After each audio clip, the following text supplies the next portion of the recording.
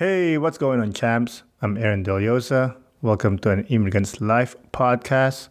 My podcast about immigrants, immigration, and everything in between. Another month is coming to a close, but we're still out here doing our thing every week.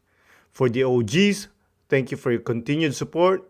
And for the new ones that are just joining our community, welcome and thank you as well. If you must know, you can follow us on Instagram and Facebook at An Immigrant's Life. You can listen to the podcast on YouTube, Spotify, Apple Podcasts, or wherever you listen to your podcast. Also, if you or someone you know would want to come on and share their immigrant story, please do not hesitate to hit us up. You can contact us through Instagram and Facebook at An Immigrant's Life or through email at animmigrant'slife@yahoo.com. And while I'm waiting for your messages, let's talk about the episode. Our guest this week lived the life that I wanted when I was younger. Get up, leave, and literally travel the whole world. This episode is full of adventures, laden with tears, joy, and will make you believe in true love. So, without further ado, let's get into the show. Isa, dalawa, tatlo. Today's guest bounces around the earth like a ping pong ball because he's a traveler and a man of the world. Everyone, please welcome Matus Lukes. Hi guys, my name is Matus Lukes. So Matus, you want to introduce yourself? Yeah, I'm currently living in Vancouver, but the way to the Vancouver was pretty long. I was born in Slovakia back in 80s. And then since I graduated in my high school, I moved to Barcelona because entire of my crew and my friends moved there because they were a little bit older and started breakdancing there.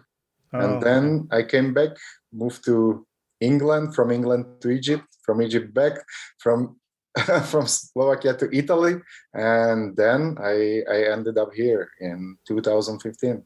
Wow, wow. Man, what a whirlwind, eh? Yeah, My pretty long God. one, yeah. So is Vancouver going to be your home now, or are you thinking of another country? Yeah, it looks like it can be partially final destination because I found love of my life and my new home here. We are building our lives from scratch, and I don't think any point to start again from the bottom somewhere else. But me and my girlfriend, we love to travel, so I can imagine that we will be living partially here, partially in Europe, partially in Hawaii, or somewhere where is the warmer winter. So. Good So plans, man. my best imaging of my future can be that I can own multiple properties around the globe and just move or chasing the sun. Oh man, that's beautiful. So what made you stay in Vancouver? You know what? I feel safe. I can see my future here. And let's start from really beginning, because my first intention when I was living in Europe was that I didn't feel really optimistic in the future wise of the Europe. So I was looking for some better place where to live or where to try to live. And in that time, a lot of my friends were applying for this working holiday visa, what allow most of the young people around the globe just travel to Canada and live here for 1 year. But I don't know if it was with luck or destiny, but most of my friends didn't get the invitation for this visa. Same with me. But then part of them get on the board and leave. And in the time I moved to Prague and set my life. It was really nice, and I fell in love with Prague. And then I got the call from some immigration officer that, hey, quote, move, and if you want, you can apply and you're good to go. So Some I was random really guy? Oh no, it was some immigration officer or someone who was in the charge of this working holiday visas. And I was really deciding, because in the time I was really well settled in the Prague, and Prague is really beautiful place where to live and really nice. And I was 30 years old in the time. So okay, Sorry for cutting you off. Before you continue, I really want to start from the start, if you don't mind.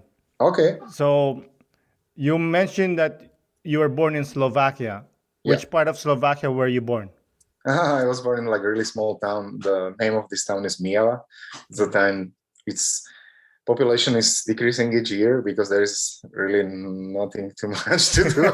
But setup is really nice. It's just surrounded by really nice hills and fields and everything, but only 13,000 people lives there. There is no 13,000. university. There are few high schools or colleges, but there is like nothing really to do. So So what were young Matus used to do for fun in that small town? I don't know. Actually, it's so far. It's so far long ago. But I think like random kids, we were just running around and playing outside, spending time with the friends. In the time there wasn't social media, so we were just meeting and being outside. And like big wave was breakdancing, which was really popular in our town. Break So dancing? yeah. So but actually like friend of mine were like really great. They were like on the like really high level. They reach really nice achievements on the like world level. Really? But I never been so good at them. But I was at least trying and meeting on the trainings and having fun with them. And, yeah. Pop locking and Oh doing the yeah, robot. yeah. That's awesome.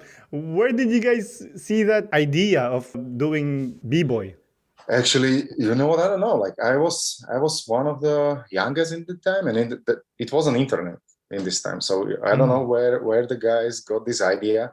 Probably from some like music videos. They got the videotapes, and we were just watching the videotapes. And oh wow, look at these guys! What are they doing? So it's but I don't know from where like this first idea came, and who was the I don't know how to say leader of this movement. That's amazing, man. I love when like a culture absorbs another culture. Like you said, a small town. Imagine going to Brooklyn back then and be like, "Hey, dude, I can do that too." And they'll be like, "Where are you from?" I'm from Vienna. Don't you know it? Yeah, exactly. So, so where there? That's where you went to high school too. Yeah. I went to high school in my town. There was like big history, like one of the like really huge factory, which was oriented to some, I don't know how to actually describe. They were doing some plumbing stuff or so, but it was huge. It was employing in the best times. It was employing 7,000 people. Wow. So in that time there was like so many, or not so many. There were like couple high school with different points of like learning, and I went to one of them, which was like some engineering processing something. But I didn't like it. I went there just because a lot of my friends went there. So I was like, oh, okay, like this will be good. That's really fun. But I came there and like the content what we were trying to learn was like, wow, what is this? I have absolutely no relationship with this. You're like, I don't know math. I don't know anything. Yeah, but you know what? The best thing was that my friends guys come, or my best friend came and he said, hey, we have a training. And they were like well known because it was like small city and this guy was kind of like really good. So there's okay, he can go. So this was my escape from school to go and train with Oh, them. that's awesome. So you finished high school. I guess you left town for university. No, like my crew, my guys, they left Barcelona and they were dancing there. They start dancing on the street, but they got it. They ended up to having the performances with the best live act in Barcelona in the time. So they were like really good. And I decided like right away after my graduation and passing all the final exams and everything, I just packed and left. You went to Barcelona with them. No, they were already there, but I was just following there, and I That's came what I'm and saying. we lived together there. Yeah, but this was like Wow. really funny time because I didn't know how to cook anything. I was just living with my mom, and mom was taking care about me all the time. So I came there, and I remember like first time when we were chopping the onion, friend of mine asked like, "Hey, could you help me to chopping onions?" I'm like, "Yeah, for sure." And I chopped the onion for like 15 pieces, and I thought that that's it. And he was like, "What is this?" I was like, "It's the onion, man. It's the You asked chopping." me to cut the onions. That's Yeah, what I did. yeah. That's funny. But you didn't speak Spanish then, right? No, not at all. And I didn't speak English. I didn't speak Spanish Ooh, or neither English. I was like really, my English was like super basic, like hi, hello, beer, or I don't know. wow. And And you didn't care. You just want to go because you were young, right? How old were you Oh then? yeah, I was like 19 or yeah, I was 19 years Oh. old. Yeah. Did you take the plane or did you take a train? I took a bus. Whoa. I took a bus. It was I don't know. It was 24 hours or 36 hours. You know. So, How did your mom take it when you said, "Yo, mom, I'm going to Barcelona"? you know what? I wasn't like a really nice teenager. Hmm. So probably she was relieved. I'm sure that she was heartbreak, but she was maybe also a little bit relieved. I Hmm. wasn't like really nice in that time, and we didn't have like super nice relationship. But yeah, but she told me that no worries, I know that you'll come back soon. and this and this happened. You know, I spent all my savings and I came back because I didn't speak Spanish. I barely Hmm. speak English. Like Hmm. so far from barely speak English, I can say. So it was hard to find a job for me. In that time, we weren't part of European Union. Hmm. So I came and I was like doing this clubs flyers, just handed out, but it didn't work that much. So I Wow. came home after running out the money. And how did your mom accept you? Well, I don't know, like she like, welcome. I knew it. Welcome back. That's Welcome good. back. But you know what, like this cultural difference, I came back from the like overcrowd because we lived in center of Barcelona, like really close La Rambla, what Oh. was like most touristic place. Hmm. So I got used to be surrounded with like hundreds of people, and I came to our small town. It was Sunday, and like my way, I hitchhiked. I hitchhiked back from the Barcelona, and my Hitchhiked. last yeah, and my last ride was by some truck drivers, and they took me and when they dropped me in my town, there was like super empty. There was no one. I was like, oh wow, okay. So and I was hoping that I'll meet some friends who left there, but I didn't. I didn't meet anyone on the way back home. And I came home and I was, Wow. oh hi, welcome. Are you hungry? I said, oh yes, I am. Wow. So you stayed back to your place. How long did you stay before you said, you know what, I'm leaving again? You know what? This was funny because I was planning to go back, but in that time, there was mandatory to go to military Oh boy. service. So it was like 9 months, I guess. Mhm. So I came home and I was like 3 days home, and then someone rang the bell. I was like, okay, what is it? And it was like postman, and they handed me out like some envelope, some weird envelope. I remember that there was like blue stripe on the envelope. I was like, oh, what is this? And I opened it, and I remember I was so stupid. I opened it, and there was like, okay, so you need to come in that time to this place. You will be serving your duty to the military.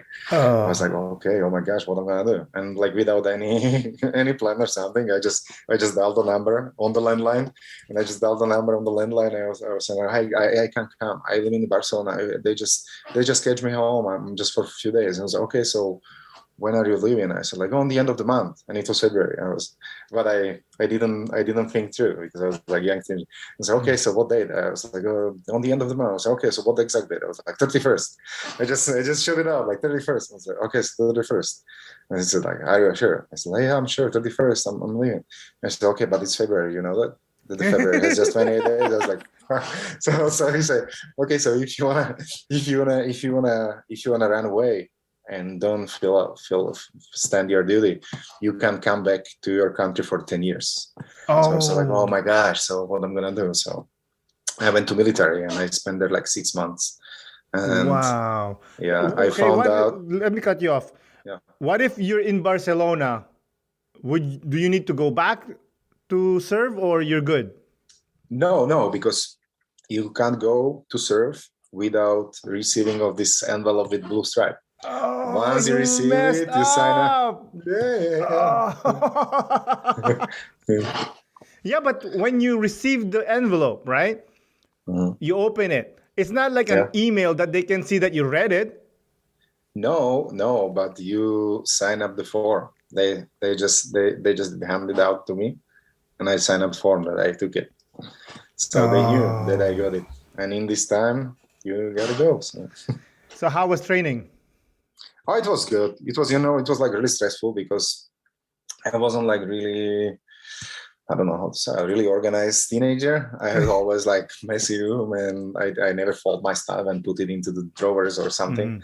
And then we came to the military, and I remember that there was a bed covered with so many stuff, because you have this khaki stuff to being in the fields and trying to hide. Then you have your uniform, like Sunday uniform, whatever, when you're going and you represent something. Then you have yellow pajama. Then you have blue hoodie and blue joggers for like free time, and like so many stuff. And they said, okay, so this is your chest, but the chest was like 20 inches wide, and you need to fit everything there. And they have rules for everything. They have rules how you need to fold your stuff. You need to fold your stuff. It must be like 2 inches high, and I don't know, you need to follow. And if you put it to your chest or to your drawer, it must be in the exact measures and in the exact types. It was crazy. I was like, oh fuck, how I'm gonna do this? So it was like really hard. But you know what? A lesson was learned, and I got some discipline. I'm glad that I went. What happened after? What happens to you if you don't fold it by 2 inches? You get beat up? Oh, not really beat up, but it won't be pleasure. It won't be pleasant experience. You be like, They just throw everything out. They just throw everything out, and when they come again, you have to have right. If you don't have it right, they do it again, and they do it again, and they do it again. So, you know, we ended up that we were cutting off the stripes of the size how it's supposed to be from the cardboard. yeah. And they just put it there and just kind of fold it around it and place it into the drawers and the chest. Yeah. That's funny. So you graduated military school, or you graduated military? Oh, it wasn't school. It was just service. It Yeah, was just that's what I'm service. saying. Yeah. So what happened after? Where did you go? Actually, you know what? I found out that there is like more levels of law in our country. It's your like rights, and then are the laws what you need to follow. And there is like right for the education is about like all the laws. Like no one can push you to serve or follow some law on against your rights. So I found out that, okay, so I need to find the school where I need to go, because then I will be released. So I found out like first private university, and I signed up and I paid. And when was the time to go to the school, they sent me a letter that, okay, you're released. You will be continue after your school will be done. Yeah. So I spent there 6 months, but then this military law changed and it wasn't mandatory anymore. So I spent there just 6 months. Oh, okay. But it brought me to the university. So I ended up on the private university. So again, I ran all of the money, and I found the summer job in England, and it was my first kind of real work within our country. So I went for summer to picking pears and apples to Great Britain. How was that experience? It was crazy. That was crazy. That someone told us that, like Great Britain, there is like such a bad weather. So be ready. So I brought rubber boots, and I brought like such a warm clothes, but it was southest point, so it was like really nice weather. And I came first day to the work, and I was like sweating like hell. Like, well, what is this? Like, how can I work? And the setup was really crazy. We lived in RVs on the field, and the first phone booth was like 5 kilometers by walk. There was no Uber, there was no buses. It was crazy. Yeah. But it's a good training for you, Yeah. Like all the, you know what, I don't regret anything what happened in my life. Everything just brought me where I'm now, and I'm so grateful for what's going on now. I wish to be closer to my family, but other than that, life is nice. Life is beautiful. How was your English then when you went to England? That was crazy, because like this private school where I went, it was City University of Seattle, so it was in English. So I started learning. I started to learn American English. So I have some basics. So I felt more confident. But I came there, and like British English is completely different. So I came there, and like in US English was like, do you have? And I came, and there was have you got rent? Have you got? And I was like, wow, what the fuck are they talking about? I don't know. Like, what kind of is English? And like also like the British accent was for me. I heard it first time. I was like, okay. So I didn't know. I was like, I was lost kind of. I remember there were two Bulgarian guys who had like really good English, and they were trying of teaching me. And I remember like a really funny story. Like once someone told like it doesn't matter. I was like, hey guys, what is it? It doesn't matter. And they didn't know how to. So it's like, it doesn't matter. I was like, okay, but what does it mean? It doesn't matter. It doesn't matter. Like, it doesn't matter. Okay. Okay.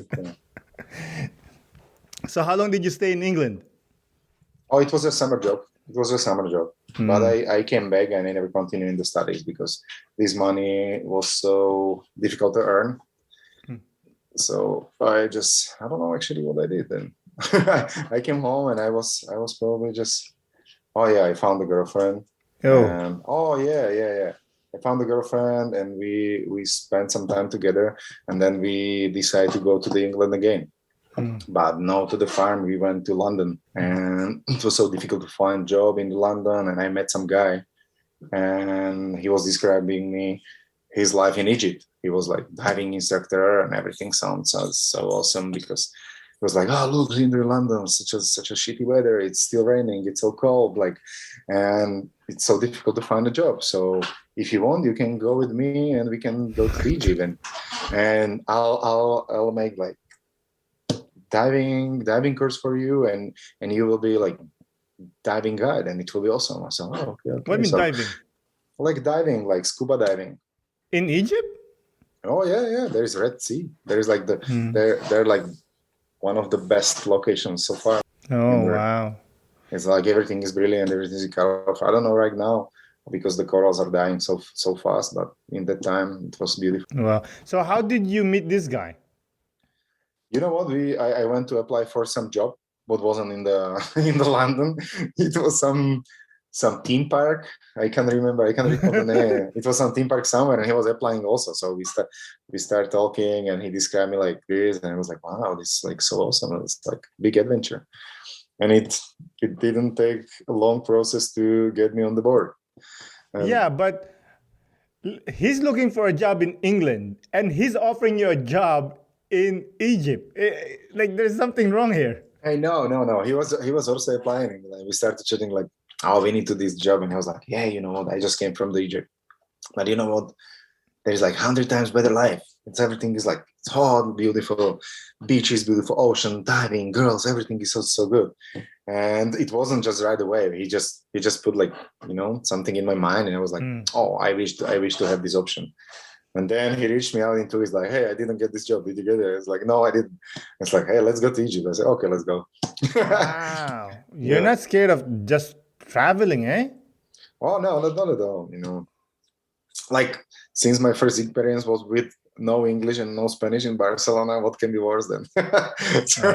I like that. I like that perspective. So when you get to Egypt, is this guy an Egyptian guy or what is he? No, he was Slovakian guy, same as me. Okay. He was Slovakian, but same as me. Yeah, it was again nothing worked out as it's supposed to work. There was no diving. No, it was. There was diving, but there was no work at all then for me. So I barely came home. So it was another fail. But I came and I knew one more country. I was like really good in diving. Actually, I never received my diving certificate because he kind of didn't send it to Paris. So what did you guys do in Egypt if you guys didn't we were diving, and I met his brother. His brother is still living there, and he was doing these promotional videos and advertisements for hotels and attractions. So I kind of helped him. So this was my only chance where I earned money there. So yeah, this was good. Yeah. Oh, okay. And then after Egypt, you went home, you said? Yeah, I went home. Again? Then What did mom say? Yeah, I came home. I saved some money again, and then I came back again, but to see his brother, not him, because his brother was offering me some another job, and it was still just but in the time, I was more like focused to earn money than to enjoy the life. So I left after 3 months because the money wasn't that good. But when I see this backward, it was just nice. We were renting like beautiful apartment on the top of the hill. Every morning I just saw like these Turkish waters and nothing really to bother. Just go on the boat and have a stunning day with another people. But Wow. there was like more money in my mind in the time than during the present moment. So Yeah. Why was it important for you to make money? because I didn't have money. Yeah, you I know, know, you, but you're traveling. Like, why can't you just like look for like a normal job and then just earn the money instead of just going all over this place? you know what? I don't know. I always felt that my country is too small for me, and there wasn't like my mom or everyone in our town. They went that like majority of our population of our town went to work to this factory, and I didn't, I didn't feel like this is my destiny. This is what I want to do. You know what I felt more like adventurer, or I don't know. I just didn't want to end up in the factory and having child and having this type or the same routine till the rest of my life. So I was just kind of expecting a little bit more from the life. Yeah, you're like that the Bruce Springsteen movie, the Born to Run. Okay, I didn't see it. He's just Yeah. like he's in a small town and he just want to leave. Mhm. So you went to Egypt, you stayed there for a bit, and after that, where did you go? Yeah, I came back. I came back home, and I tried to work on my own. I don't know. I tried like different bunch of stuff. I was just selling the perfumes, whatever was possible. I always felt like entrepreneur that I wanna do some business. I want to import, export, and connect people, but I never had money. So I could have like idea, but I never have enough money to run it, and I never have economical education to really know how to run the business and what are the threats and opportunities. So it was hard to do it, but I had like really really nice life, and I lived there. And when I moved to Prague, this is what I really remember really clearly. I've been working for partner of Xerox, so we were selling printing solutions, like from small home printer to like huge production machines. And I was helping my friend. He has like production company. We were just shooting the advertisements and something like that. It was really nice. But yeah, then I went to the Canada and started again. Wait, I want to talk about Prague. How did you end up in Prague? You know what? Like the Prague is like the most of the this is like the closest cool destination when you're living in the Central Europe. When you live like in Slovakia or in the Czech, the Prague is like totally different. Prague is like a huge international town with so many expats, big history. You don't feel like you are living in Czech or in Slovakia in like small post-communist country. It feels like totally different. So that's why I had the friends there who were like really nice settled, and they were just like, hey, come to Prague. Prague is awesome. So many opportunities. Everything is like business. Everything is going on here. Like my best girlfriend in that time became to be like kind of successful in the movie industry. Another friend was in the production part in the movie industry. So there was like a lot of interesting points where a guy like me can see himself to be successful. So yeah, so I went there. Wow. Do they speak the same language? Yeah, but like slightly different, but it's close. We can like my generation could understand 100% same, because we used to be one country. We used to be Czechoslovakia till 93, I guess. So I was raised on the cartoons which were in the both languages. Like let's say we have like one TV, and there was like one movie or one cartoon was in the Slovak language, another was in Czech. So it was always like this, but the languages are so close that you can understand each other like really really easy. Oh, okay.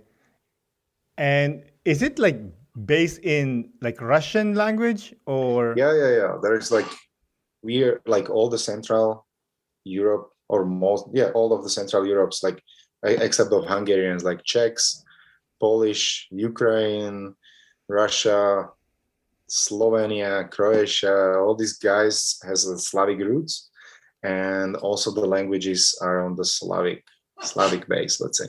Mm, okay. So you said movies. Did you work in the movie industry? You know what I started doing for this printing company, Yeah, you and I mentioned. helped to my friend with some. Just once in a while, I'll help him to make some advertisement or when and being like they call it runner in the production. Like you do like what they need. You said this or you clap the clap or whatever. You do the bitch work. Yeah, exactly. And how long did you stay in Prague? 2 years. I stayed there 2 years. I got this work permit, and I was just postponing till the last possible leaving town, and then I left. Mm. Who gave you the idea to go to Canada? You know, the we were in that time we were like close to 30s, and I have like so many friends who were just speaking about this option, like, oh, this is the option, like you can go and travel. I think that there is Canada, New Zealand, Australia, and I don't know who else is in this program. I was Mm. like, this is like really good idea. You know what, we are getting close to 30, and maybe it's good to go and try it somewhere else, and who knows, you can come back then and start your family, or you can stay there. And yeah, I got this into my mind, and then it's happened. Wow, that's awesome, man. So when you moved to Canada, were you alone or were you with friends? Oh yeah, you know what? I was like pretty. I was like really choosing the place where to go, because I was thinking, like, okay, so I want to have ocean, I want to have mountains, and I don't want to have like really crazy winter. So the Vancouver was like something what came from this equation, like, oh, like the best town. But the thing was that I didn't know anyone here, so Hmm. Yeah. I like 2 days. I found the accommodation 2 days before I came, just because I found some groups on the Facebook, like Slovaks and Czechs in Vancouver. Mm. So I just posted like, hey guys, do you know about some accommodation or something? No one respond. No one even bothered to just give me any hint or something. And I, in that time I have any idea like what the Craigslist is, because Craigslist is not in Europe. That's not thing in the Europe. Mm. We have our own stuff. So, and then like 2 days before my arrival, friend from Calgary said, hey, I know some people, and I already text them, and you can Mm. stay in their place. So I slept 1 month just on the yoga mat, just covered with some sheets.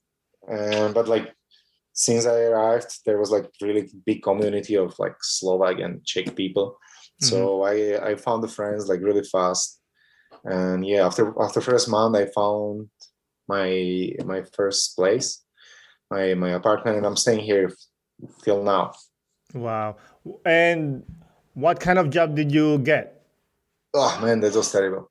I came through like, because my English wasn't really good, and my last Mm. experience was from this corporate printing world, but there was no openings in this industry here. So I was like, oh, what am I gonna do?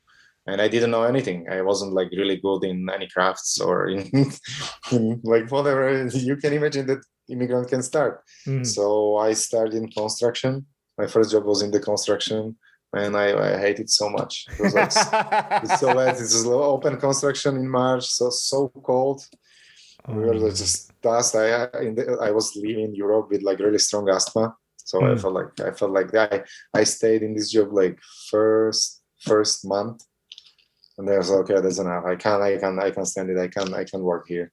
And then my another job was for some maintenance company here, and they just made, okay, so could you please do a pressure washing job in this underground parquet? I said, okay, yes, why not? So they showed me how to use pressure washer. There was like three more guys, so we were doing this, but we didn't know how to do it. So we just lift all the dust, and we start breathing all the dust. And on second day, I have like really difficulties to breathe. I feel like, Mm. oh. Like, I'm gonna die just to pressure washing on some underground parquet. Like, what a destiny! My mommy was so proud of me. So I left this job after 1 week. They just gave me something else. I was like, oh, I don't know. I don't want to do this. And actually, I can't remember. Then I worked for another maintenance company, but it was window cleaning and gutter cleaning. And I remember to be in like first time on the roof. And the guy told me, oh, you need to come here on the edge of the roof and clean the gutters. I was like, are you crazy? Like, I can die. I can die because I was scared of the heights. But yeah, I just stayed there for a while. And then I found a girlfriend and we started living together. And she was doing like crazy stuff. She was a high-rise technician. So What do you mean he high-rise was technician? Oh, that means like that you're hanging on the skyscrapers or high-rise buildings and just cleaning windows or doing some other maintenance or stuff what they need. Yeah. And then like she told me like, hey, no, her boss called me and he said like, do you want to come and work with us? It may be like really good for you and blah, blah, blah. I said, okay, so how is it paid? So like this, it's paid like this, but first you need to pass the training. I said, okay, so if I need to pass the training, it may be good because if I realize that I can break the scared of the highs, I can just say, okay, bye. But I came to the work. It was on my birthday. It was on my birthday, and they came, okay, so come here, and they brought me to the building, what was like 47 floors, and they hang me right away on the rope from the building. I was like, I remember like first time when I lost touch with the surface of building because there was overhang, I started spinning around.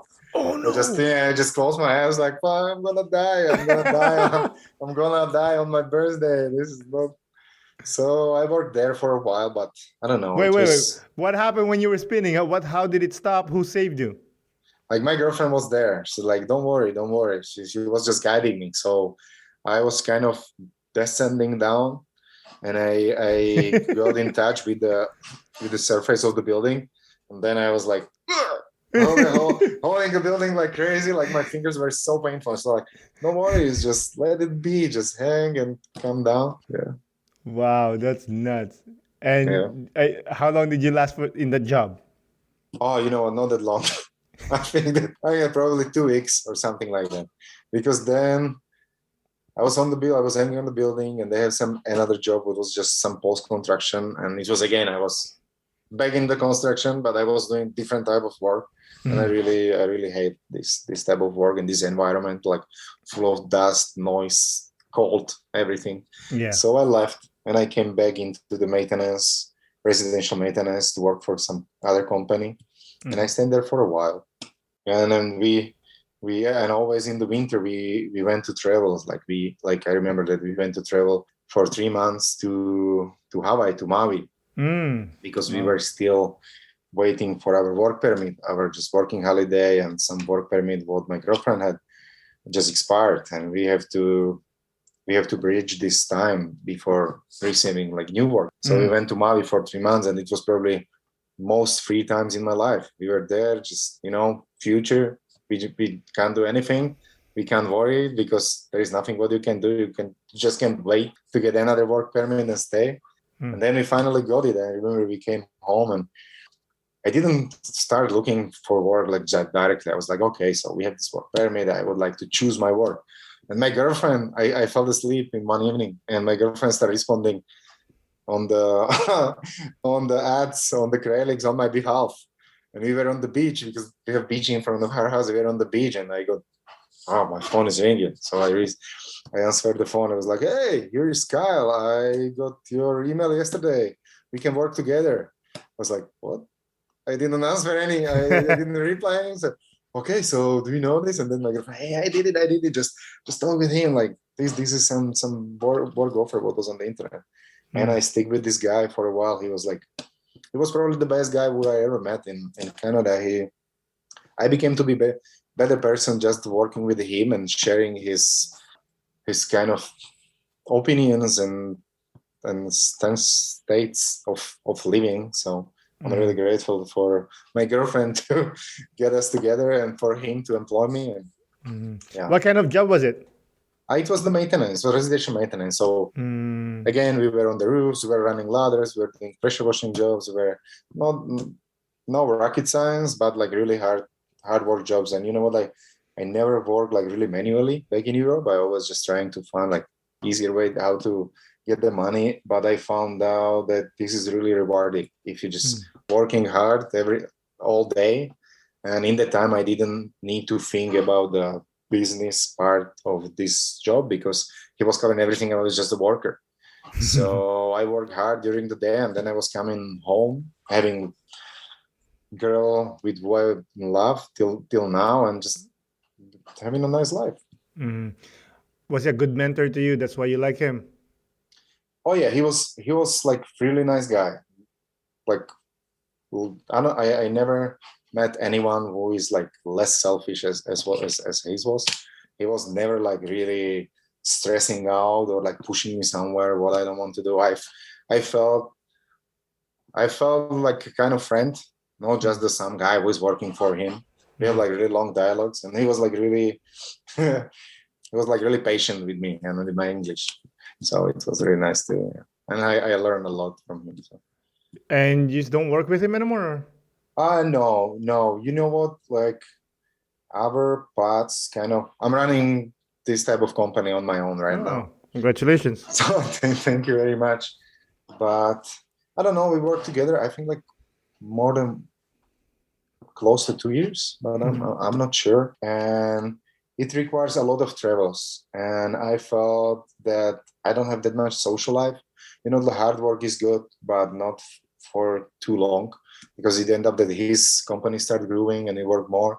Sometimes you work 10 hours and then you travel, and I want to have like more out of the life. I want to have like more money, and there was not that many options to grow. So I found another company where I start just subcontracting and start to like bought some of my own equipment and find that I can just take some jobs from bigger company and subcontract for better money. And then that just led to me to have like a little bit more time for life. But I ended up that I worked like 3 months in a row without any break, because just it was just such a good money from all the sudden. So I want to take advantage and save something on the spot.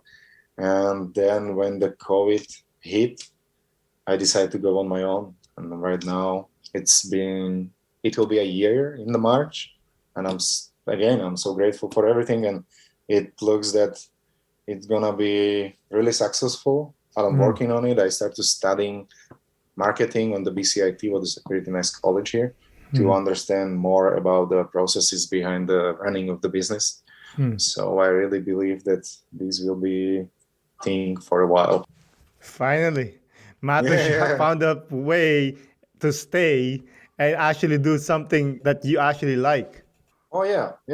I hope so, because it's totally different right now. Because before I worked for this guy, it was a hardworking job, but I was coming home and I just switched off my mind. I didn't think about work at all. But right now, as a business owner, I'm at work. I'm coming home. Customers sometimes told me like 10 p.m. or something just to discuss something. I've been doing this for last year as one person operation. So I do estimates, I do work, I do invoicing, I do advertising. So. That's hard work, man. So I want to ask you, because you've been to a million countries. Which country did you find that it took you time to adjust to their culture?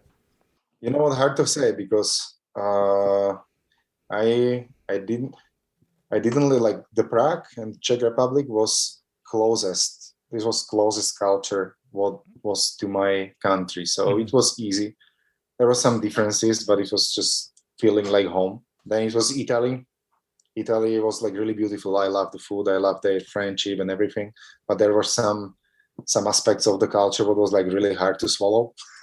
Like what? But I like Italians are really, really narcissists. I don't want to judge, but they are. So nothing can be better like in Italy. There is nothing better in around the world like Italian food. The football, only Italy. The girls, only in Italy. So sometimes it was really difficult to compete. You don't know the Italian language? Why? So It's the best. Yeah, it's the best. Why not? Then England was like really difficult for me, but I didn't stay there for long to just really go to culture, and what was surrounding me there was just really international. And the Canada was really easy. Canada was really easy. I think that the Canadian culture is really easy to get because everyone is kind of, from my point of view, everyone is so open-minded. Everyone is willing to help. No one will judge you for your accent. No one will judge you for lack of your grammar or anything. Everyone will give you a chance. Like probably there may be points where they try to get advantage from you as an immigrant at work when there are night shifts or some other shifts. But it's normal, that's if it will be in my country, this will be same, even worse, I guess. Worse, I guess. So I think that for immigrants, Canada is like really good place where to absorb and feel like home in the short period. So you feel at home, Canada? Yeah, and you know what? I feel like home also because I found love of my life, and the fact that we meet here and everything what we're building here is such a different that it was home, that this became to be our home. There is no other home for us as a couple as this, because this is what we built together. This is when we grew beside each other and where we see our future. So that's beautiful. Is she Slovakian, your girlfriend? Yeah, she's Slovakian. Okay. That's awesome, man. I love your stories, man. It's so fascinating and inspiring. Like you just get up and go. Oh yeah, you know what? You must do this. You can't stay on your knees. You always have to stand up and fight for your right, how the Bob Marley said. Exactly. You don't need to fight. You just need to try and try and try. That's awesome, man. Anyways, I think we're there. But do you have any last remarks before we call it down? You know what I know? If anyone will see this will help anyone to decide or encourage anyone to go and try something new. Don't worry, don't hesitate. Just try it. Sooner better. That's awesome, man. Thank you, Matus, for coming on the podcast. I really appreciate it. You're very welcome. Thank you very much for having me. Thank you. Have a good evening. Yeah, you too. Bye-bye. And good luck. Thank you, sir. Oh, you're welcome. Again, Matus, thank you for coming on the podcast. I really do appreciate it. Thank you, listeners, for listening. This is Aaron Deliosa for An Immigrant's Life. I'll see you guys later.